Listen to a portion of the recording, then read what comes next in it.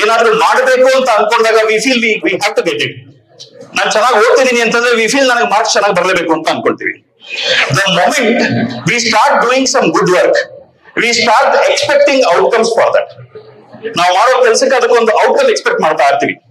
So ಎರಡನೇ ಆದರ್ಶ ನೀವು ಅಭ್ಯಾಸ ಮಾಡ್ಬೇಕಾಗಿರೋದು ಕರ್ಮಣ್ಯೇವಾಧಿಕಾರಸ್ಥೆ ಮಾ ಫಲೇಶು ಕದಾಚನ ಮಾ ಕರ್ಮಫಲ ಹೇತುರ್ಭೂರ್ಮಾತೆ ಸಂಗೋಸ್ತ್ವ ಕರ್ಮಣಿ.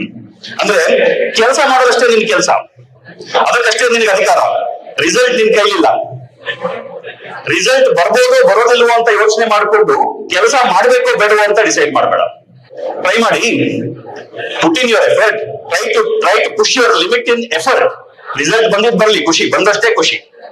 Whatever you get, be happy with it. Don't fix your effort based on the outcome that you are getting.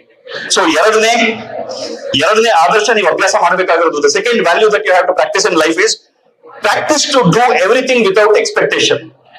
Expectation ಇಲ್ದಲೆ ಕೆಲಸ ಮಾಡಿದ್ರೆ ಕೆಲಸದ ಕ್ವಾಲಿಟಿ ಕಡಿಮೆ ಆಗೋದಿಲ್ಲ, ಕೆಲಸದ ಕ್ವಾಲಿಟಿ ಜಾಸ್ತಿ ಆಗುತ್ತೆ. You will be able to focus on the work. ಇವತ್ತು ಮಾಡಬೇಕಾಗಿರೋ ಕೆಲಸದ ಮೇಲೆ ಫೋಕಸ್ ಮಾಡಿ, ಮುಂದೆ ಏನ್ ಸಿಗುತ್ತೆ ಅನ್ನೋದ್ರ ಬಗ್ಗೆ ಬಿಟ್ಬಿಡಿ. ಕೆಲಸ ಸರಿಯಾಗಿ ಮಾಡ್ತಾ ಇದ್ರೆ ಆಗೋದಾಗುತ್ತೆ. ನೀವು ಮಾಡೋದನ್ನ ಸರಿಯಾಗಿ ಮಾಡಿದ್ರೆ ಆಗಬೇಕಾಗಿರೋದು ಸರಿಯಾಗಿ ಆಗಿರುತ್ತೆ. It might be 60%. ಸರ್ ನಾನು ಪೂರ್ತಿ ವರ್ಷ ಓದ್ದೆ ಸರ್, ಸಖತ್ತಾಗಿ ಓದ್ದೆ ಸರ್, ಬಟ್ 60% ಅಷ್ಟೇ ಮಾರ್ಕ್ಸ್ ಬಂತು. ಬರ್ಲಿ ಬಿಡಿ, that is what you deserve at this point of time. ನಿಮ್ಮ ಆ ಪ್ರಯತ್ನಕ್ಕೆ ಅಷ್ಟೇ ಇವತ್ತು. ಬಟ್ ನಿಮಗೆ ಪ್ರಯತ್ನ ಪಡುವಂತ ಶಕ್ತಿ ಬಂದಿದೆಯಲ್ಲ, ಮುಂದಿನ ಹಂತದಲ್ಲಿ ಇನ್ನೊಂದು ಸ್ವಲ್ಪ ಇಂಪ್ರೂವ್ ಆಗುತ್ತೆ, ಇನ್ನೊಂದು ಸ್ವಲ್ಪ